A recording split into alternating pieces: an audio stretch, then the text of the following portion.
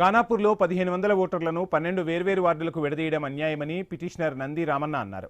ఇది రాజ్యాంగ విరుద్ధమని తాము హైకోర్టును ఆశ్రయించామని ఆయన పేర్కొన్నారు.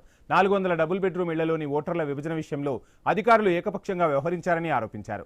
తాము సాగించిన చట్టపరమైన పోరాటంలో గౌరవ తెలంగాణ హైకోర్టు సానుకూల తీర్పునిచ్చిందని నంది రామన్న అన్నారు. ఈ విభజన వల్ల లబ్ధిదారులు తమ రాజకీయ ప్రాతినిధ్యాన్ని కోల్పోయే ప్రమాదం ఉందని ఆవేదన వ్యక్తం చేశారు. దీనివల్ల పాలనాపరమైన ఇబ్బందులు తలెత్తుతున్నాయని, అందుకే పోలంపల్లి రాజు హైకోర్టు న్యాయవాదితో న్యాయస్థానాన్ని ఆశ్రయించారన్నారు.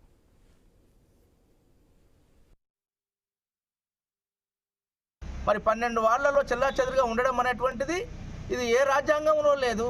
మరి ఇది ప్రజాస్వామ్యాన్ని కూని చేసేగా ఉంది, అపహాస్యం చేసేగా ఉంది.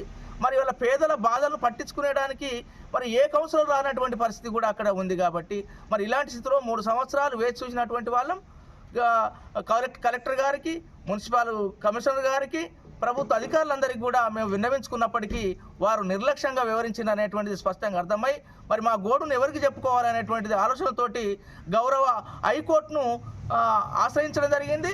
అది రిట్ పిటిషన్ పోలంపల్లి రాజు హైకోర్టు అడ్వకేట్ గారి ద్వారా ఇవాళ రిట్ పిటిషన్ వేయడం జరిగింది.